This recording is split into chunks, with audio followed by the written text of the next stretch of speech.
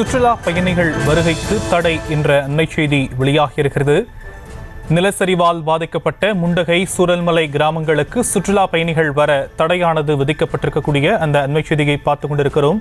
அண்டை மாநிலங்களிலிருந்து மக்கள் வர தொடங்கியிருக்கக்கூடிய நிலையில் சுற்றுலா பயணிகள் வருவதற்கு தடையானது விதிக்கப்பட்டிருக்கக்கூடிய அண்மை செய்தி.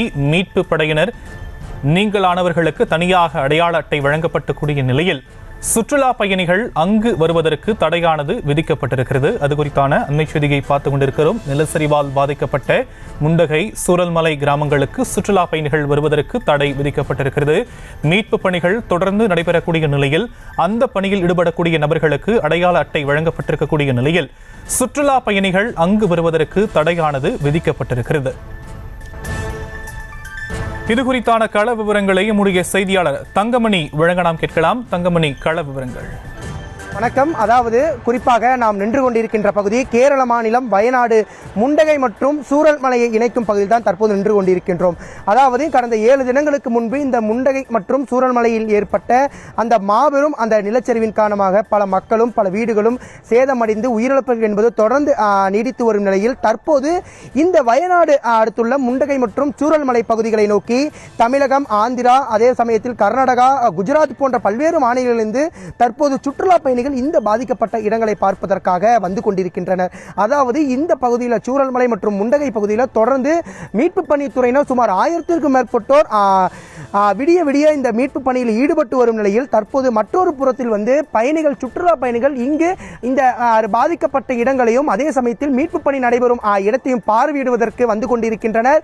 இதனால் இந்த பகுதியில் மீட்பு பணி என்பது மிகவும் தோய்வடைந்த நிலையில் தற்போது ஏற்பட்டு வருகிறது. அதே சமயத்தில் இதனை கண்ட கேரள மாநில காவல்துறையினர் உடனடியாக சுற்றுலா பயணிகளுக்கு தடை விதிக்க வேண்டும் என என்ற நோக்கில் தற்போது இந்த முண்டகை மற்றும் சூரல்மலை இணைக்கும் பகுதியில் ஒரு தற்காலிக சோதனை சாவடி அமைத்து இந்த பகுதியில் சுற்றுலா பயணிகள் வருவதற்கு தடை என்பது விதிக்கப்பட்டிருக்கின்றது. அதே சமயத்தில் இந்த பகுதியை பொறுத்தவரை, இந்த சூரல்மலை மற்றும் முண்டகை பகுதியை பொறுத்தவரை இங்கு வந்து தன்னார்வலர்கள், தீயணைப்பு துறையினர், தேசிய பேரிடர் மேலாண்மை துறையினர், அதே சமயத்தில் இராணுவத்துறையினர், பத்திரிகையாளர்கள் மற்றும் இதர அமைப்புகளை சார்ந்த அந்த தன்னார்வலர்களை மட்டுமே இங்கு அனுமதிக்கின்றனர். குறிப்பாக அவர்களுடைய அந்த ஆதார் மற்றும் முகவரியை எடுத்துக்கொண்டு அவர்களுக்கு இந்த வயநாடு மாவட்ட நிர்வாகத்தின் மூலம் வழங்கப்படக்கூடிய அந்த அடையாள அட்டை என்பதை தற்போது இங்கு தருகின்றனர். இந்த முண்டகை மற்றும் சூரல்மலை பகுதிக்குள் வர வேண்டும் என்று குறிப்பிட்டால் 2 சோதனை சாவடிகளை கடந்துதான் உள்ளே வர முடியும். முதல் சோதனை சாவடியில் அந்த அடையாள அட்டையை சோதனை செய்கின்றனர். 2ஆம் சோதனை சாவடியில் அவர்கள் உண்மையான அடையாள அட்டை தான் வைத்திருக்கிறார்களா என்று தற்போது சோதனை செய்து வருகின்றனர். குறிப்பாக இந்த சோதனை என்பது சுற்றுலா பயணிகளை இங்கு அனுமதிப்பதற்கு தடை விதிப்பதற்காக மட்டுமே இந்த சோதனை என்பது தற்போது நடைபெற்று வருகிறது.